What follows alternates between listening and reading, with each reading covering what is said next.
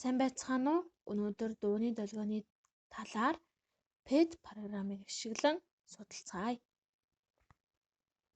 Эхлээд дуу өсгөгчөө асаагаад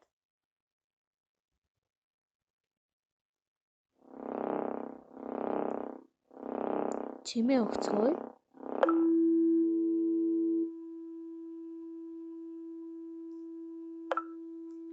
За мөн график давхар өгье. Дээр байгаа багжуудыг ашиглан долгионы хугацаа, уртыг хэмжих боломжтой.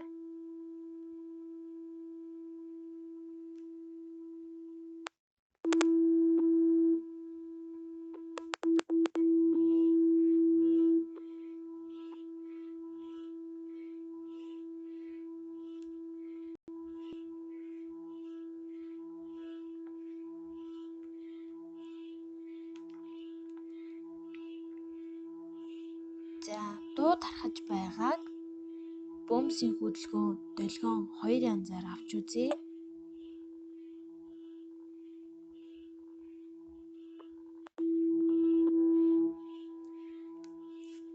Дуу өсгөгчийн хэлбэлзэл нь орчны молекулуудыг хэлбэлзүүлж цааш тархаж байгааг бид долгион гэж нэрлэдэг. За одоо бүгдээрээ давтамжийг ихсгэж багасгаж үздэцгээе.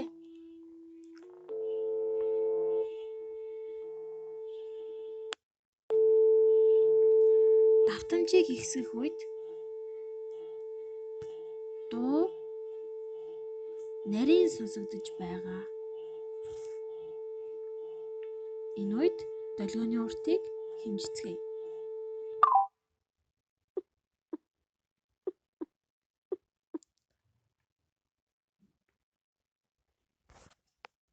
(75 см)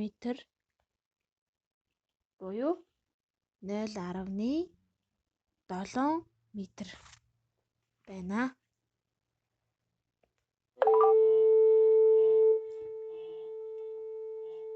За тэгвэл давтамжийг багасгавал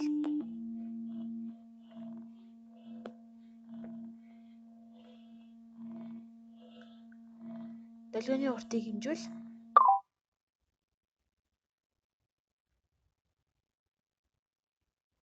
153.8 см буюу 1.6 м долгионы урттай байна. За эндээс үзвэл давтамж их үед долгионы урт бага байдаг бол давтамж бага үед долгионы урт их байдаг байна. За давтамжийг бид багасгасан энэ үед маань дуу маань бүдүүн сонсогдож байна.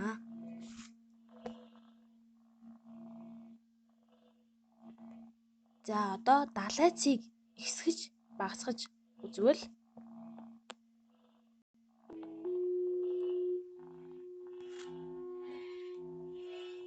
дуу маань чанга сонсогдож байна. Тэгвэл далайцыг багасгах үед дуу суларч сонсогдож байна.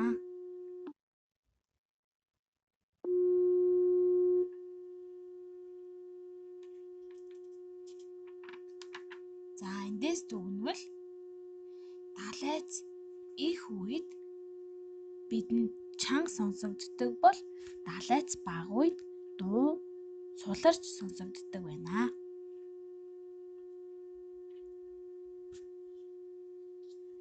Дууны долгион бол тууш долгионы нэгэн хэлбэр юм аа. За харж байгаачлан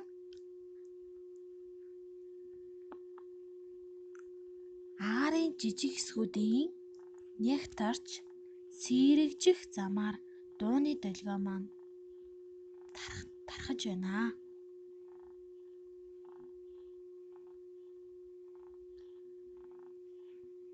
За ингээд та бүхэнд сонирхолтой санагдвал заавал PET программыг ашиглан дагаад туршиж үзээрэй.